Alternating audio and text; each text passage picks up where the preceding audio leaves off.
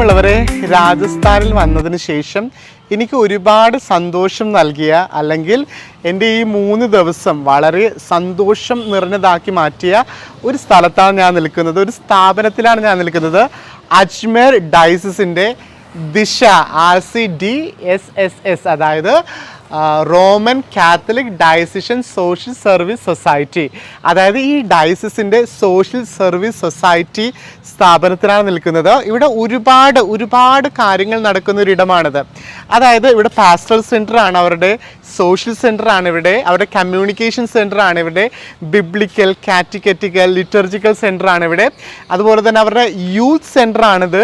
അതോടൊപ്പം തന്നെ നവനീത എന്നുള്ള കലാ സെൻറ്റർ ആണിത്. അങ്ങനെ എല്ലാത്തിൻ്റെയും കൂടി ഒരു സമുച്ചയമാണ് ഈ ദിശ എന്ന് പറയുന്നത്. അതായത് യഥാർത്ഥത്തിൽ ഈ അജ്മേർ ഡയസിസിലെ എല്ലാ ജനങ്ങൾക്കും വേണ്ടി കൃത്യമായിട്ട് ദിശ പറഞ്ഞു കൊടുക്കുന്ന സ്ഥലം. സത്യം പറഞ്ഞിട്ടുണ്ടെങ്കിൽ രാജസ്ഥാനിൽ വന്നിട്ട് ഞങ്ങൾക്ക് വളരെ അതീവ സ്നേഹത്തോടു കൂടിയാണ് ഇവിടുത്തെ ഓരോ ആളുകളും ഞങ്ങളെ സ്വാഗതം ചെയ്തത്. ഞങ്ങളുടെ ഫുഡാകട്ടെ, അക്കോമഡേഷൻ ആകട്ടെ, പ്രാർത്ഥിക്കുവാനുള്ള സ്ഥലമാകട്ടെ, വിശ്രമിക്കുവാനുള്ള സ്ഥലമാകട്ടെ, ഈ നോക്കിയേ, ഈ ഗ്രൗണ്ടൊക്കെ ഒന്ന് നോക്കിയേ, ഇത്ര മനോഹരമാണല്ലേ. അങ്ങനെ എല്ലാം കൊണ്ടും ഒരു സ്പിരിച്വലി ഞങ്ങൾ ഭയങ്കരമായിട്ട് മോട്ടിവേറ്റ് ചെയ്യുന്ന, അല്ലെങ്കിൽ എനിക്കൊന്നും നല്ല ഒരു എത്ര തളർന്ന് വന്നിട്ടുണ്ടെങ്കിൽ പോലും ഒരുപാട് പോസിറ്റീവ് എനർജി നിറക്കുന്ന ഒരു വലിയൊരു സ്ഥാപനം. എത്ര നന്ദി പറഞ്ഞാലും, ഇവരെ എത്ര അഭിനന്ദിച്ചാലും മതി വരില്ല. കാരണം രാജസ്ഥാൻ കേൾക്കുമ്പോൾ തന്നെ നമുക്ക് മരുഭൂമി എന്നല്ലേ തോന്നുന്നത്. നിങ്ങൾ നോക്കി, പച്ച പുല്ല് കൊണ്ട് ഇവിടെ നിറച്ച് വെച്ചിരിക്കുകയാണ്. അതോടൊപ്പം തന്നെ ഓരോ സ്ഥാപനത്തിൻ്റെ, ഓരോ ബിൽഡിങ്ങിൻ്റെ മുമ്പിലും എത്ര സുന്ദരമായിട്ടാണ് ഇവർ മരങ്ങളും ചെടികളൊക്കെ ഒരേപോലെ നിർത്തി വച്ചിരിക്കുന്നത്. പല വർണ്ണങ്ങളിൽ, പല നിറങ്ങളിൽ പൂക്കൾ ഇങ്ങനെ വിരിഞ്ഞു നിൽക്കുകയാണ്. നിങ്ങൾ നോക്കിയേ, പല വർണ്ണങ്ങളിൽ നമ്മൾ കാണാൻ ആഗ്രഹിക്കുന്ന പൂക്കൾ ഇങ്ങനെ നിറഞ്ഞു നിൽക്കുന്നൊരു സ്ഥലം. നമുക്ക് ഇവിടെ ഇന്ന് ഈ ഡയസിസിലെ ജനങ്ങൾക്ക്, അല്ലെങ്കിൽ കുട്ടികൾക്ക്, യുവാക്കൾക്ക് ഒക്കെ ഒരു ഭാഗ്യമാണ് ഈ ഇങ്ങനെ ഒരു പാസ്റ്ററൽ സെൻറ്റർ, അല്ലെങ്കിൽ സോഷ്യൽ സർവീസ് സെൻറ്റർ എന്ന് പറയുന്നത്. ഇതിൻ്റെ അടുത്തൊക്കെ ഇരുന്ന് ഇങ്ങനെ സ്വസ്ഥമായിട്ടിരുന്ന് ഇങ്ങനെ കൊച്ചു വർത്തമാനങ്ങളൊക്കെ പറയാനും, ഇങ്ങനെ സംസാരിക്കാനും, അവർക്ക് ഒത്തൊരുമിച്ച് കൂടാനും പറ്റിയൊരു സ്ഥലം. എനിക്ക് ഒരുപാട് സന്തോഷം തോന്നുന്നു. ഞങ്ങളിവിടെ വന്നതിന് ശേഷം ഇവിടെ പല പരിപാടികൾ 3 ദിവസത്തിനിടയിൽ നടന്നു. ഇന്നിവിടെ ബിഷപ്പ് വന്നിട്ടുണ്ടായിരുന്നു. കുട്ടികളുടെ, അതൊരു ഫൊറോന തലത്തിൽ കുട്ടികളുടെ സംഘമുണ്ടായിരുന്നു, യുവജനങ്ങളുടെ സംഘമുണ്ടായിരുന്നു. അതോടൊപ്പം തന്നെ ഒരു ഗ്രൂപ്പിൻ്റെ ധ്യാനം ഇവിടെ വെച്ച് നടന്നു. ഇതൊക്കെ ഇവിടെ നടക്കുന്നുണ്ടായിരുന്നു. അങ്ങനെ വളരെ സുന്ദരമാണ്. ഇനി ഞാൻ നിങ്ങളെ കൊണ്ടുപോകുന്നത് ആ കാണുന്നതാണ് ചാപ്പൽ എന്ന് പറയുന്നത്, പള്ളി. ഇതിൻ്റെ ഒരു ആത്മീയ കേന്ദ്രത്തിൻ്റെ ദേവാലയമാണ് അവിടെ കാണുന്നത്. കഴിഞ്ഞ 3 ദിവസങ്ങളായിട്ട് ഞങ്ങൾ കുർബാന ചൊല്ലിയത് അവിടെയാണ്. നമുക്ക് അവിടേക്ക് പോകാം. അപ്പോൾ നടന്നു പോകുന്ന വഴിക്ക് നമുക്ക് വർത്തമാനങ്ങളും പറയാം. കാരണം ഇവിടുത്തെ ദീദിമാരെ കുറിച്ച് പറയണം. ഞങ്ങൾക്ക് ഭക്ഷണം ഉണ്ടാക്കി തന്നിട്ടുള്ളത്. ഞങ്ങൾ കേരളത്തിൽ നിന്നാണെന്ന് പറഞ്ഞപ്പോൾ ചില ദിവസങ്ങൾ കേരളത്തിലുള്ള ബ്രേക്ക്ഫാസ്റ്റുകൾ ഉണ്ടാക്കി തരാൻ വേണ്ടി പരിശ്രമിച്ചു. പരമാവധി കഴിവതും ഞങ്ങൾ നോർത്ത് ഇന്ത്യൻ ഫുഡ് തന്നെയാണ് കഴിച്ചിരിക്കുന്നത്. അവർ മാക്സിമം ഞങ്ങളെ കംഫേർട്ട് ചെയ്യണമായിരുന്നു. ഒന്ന് ദേഷ്യത്തോടു കൂടി നോക്കുകയോ, ഞങ്ങൾ ഒത്തിരി വൈകി വന്നാൽ പോലും അവർ വളരെ സ്നേഹത്തോടു കൂടി ഞങ്ങൾക്ക് ഭക്ഷണം വിളമ്പി തരുന്നത്. ഓരോ കാര്യങ്ങളും ചോദിച്ച് മനസ്സിലാക്കി കൊണ്ട് ചെയ്യുന്നു.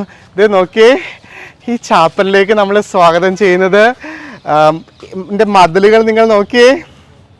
മതിലെന്ന് പറയുന്നത് ഇഷ്ടികൾ കൊണ്ടിട്ടുണ്ടാക്കൽ മതിലല്ല, മറിച്ച് ഇത് നോക്കിയേ, നമ്മുടെ ചെടികൾ കൊണ്ട് തന്നെ എത്ര സുന്ദരമാണല്ലേ കാഴ്ചയെന്ന് പറയുന്നത്. ഇതാണ് ചാപ്പലിൻ്റെ തിരുമുറ്റം എന്ന് പറയുന്നത്. ഇവിടെ നമ്മളുടെ കുരിശിൻ്റെ വഴിയുടെ 14 സ്ഥലങ്ങളും ആലേഖനം ചെയ്ത് വെച്ചിട്ടുണ്ട്. കുരിശിൻ്റെ വഴിയൊക്കെ നടത്താം. പിന്നെ നമുക്കിത് ഈശോയുടെ കുരിശും, അവിടെ ഔസേപിതാവും മാതാവും ഈ കുരിശിലേക്ക് നമ്മൾക്ക് വഴികാട്ടിയായിട്ട് നിൽക്കുന്നു. എല്ലാവർക്കും ഒരു പ്രോപ്പർ ദിശയാണ്. ദിശയെന്ന് വെച്ചിട്ടുണ്ടെങ്കിൽ കൃത്യമായിട്ടൊരു കേന്ദ്രത്തിലേക്ക്, ഒരു വഴികാട്ടിയായിട്ട് നമ്മളുടെ അജ്മേർ ഡയസിസിലെ ആളുകൾക്ക് വഴികാട്ടിയായിട്ട് ദിശ നിൽക്കുകയാണ്. എനിക്ക് വാക്കുകൾ കൊണ്ട് പറഞ്ഞാൽ തീരാത്തൊരു സന്തോഷം എന്ന് പറയുന്നത് ഇവിടുത്തെ ഡയറക്ടർ അച്ഛനായിട്ടുള്ള വിശാലച്ഛനാണ് ഞങ്ങൾക്ക് വേണ്ടുന്ന എല്ലാ കാര്യങ്ങളും ക്രമീകരിച്ച് തന്നത്.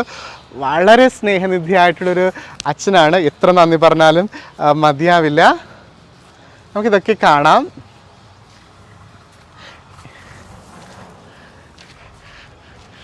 ഇതാണ് ഇവിടുത്തെ ചാപ്പൽ എന്ന് പറയുന്നത്. നമുക്കൊന്ന് തുറന്ന് അകത്തേക്ക് ഒന്ന് കയറാം.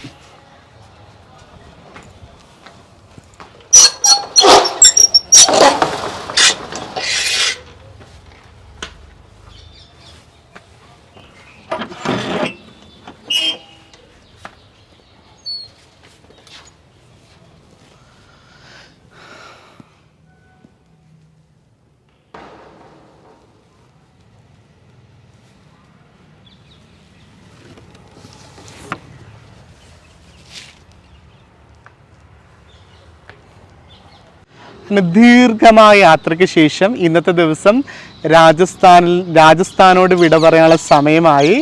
ഞങ്ങൾ ഇന്ന് രാത്രി തന്നെ രാജസ്ഥാനിൽ നിന്ന് ഡൽഹിയിലേക്ക് പോകും. അപ്പോൾ രാജസ്ഥാനിൽ ഞങ്ങൾ അജ്മീറാണ് കൂടുതലായിട്ട് എക്സ്പ്ലോർ ചെയ്തത്. സത്യം പറഞ്ഞാൽ അജ്മീറിൽ വന്ന് താമസിച്ചതിന് ശേഷം എനിക്ക് തോന്നുന്നു എനിക്ക് ഇവിടെ തന്നെ താമസിക്കാനായിട്ടാണ് തോന്നുന്നത്. കാരണം ജനങ്ങളുടെ സ്നേഹത്തോടുള്ള ഇടപെടലും അതോടൊപ്പം തന്നെ നമുക്കൊക്കെ താമസിക്കാൻ പറ്റുന്ന നല്ലൊരു ഇടയോട്ട് എനിക്ക് തോന്നുകയാണ്. എനിക്ക് ഈ വെയിലൊക്കെ ഏകദേശം സഹിക്കാൻ പറ്റുന്ന ചൂടാണ് ഇവിടെ കിട്ടുന്നത്. അതിലുപരി എന്തോ നമ്മളെ പിടിച്ചു നിർത്തുന്ന എന്തോ ഒരു പ്രത്യേകത രാജസ്ഥാനിലെ അജ്മീറിനുണ്ട്. അതുകൊണ്ട് തന്നെ ഒത്തിരി സ്നേഹം നിറഞ്ഞ ഓർമ്മകളുമായിട്ടാണ് ഞാൻ അജ്മീറിനോട്, അതായത് രാജസ്ഥാനിലെ അജ്മീറിൽ നിന്ന് വിട വാങ്ങിക്കുന്നത്. വീണ്ടും കാണാം. ടാറ്റാ. തിരിച്ചു താമസിക്കുന്ന സ്ഥലത്തേക്ക് പോയിക്കൊണ്ടിരിക്കുകയാണ്. വളരെ അടിപൊളി യാത്രയാണ്. പുറകിലേക്ക് ഇരുന്നാണ് നമ്മൾ യാത്ര. തൽക്കാലത്തേക്ക് നമ്മൾ രാജസ്ഥാനിൽ നിന്ന് വിട വാങ്ങിക്കുകയാണ്. തൽക്കാലം എന്ന് പറയാൻ കാരണം രാജസ്ഥാൻ നന്നായിട്ട് ഇഷ്ടപ്പെട്ടു. വീണ്ടും രാജസ്ഥാനിൽ വന്ന് കുറച്ച് ദിവസമൊക്കെ താമസിക്കണം. അപ്പോൾ ഇത് അജ്മീർ റെയിൽവേ സ്റ്റേഷനാണ്. ഞങ്ങളിന്ന് ഡൽഹിക്ക് പോകും.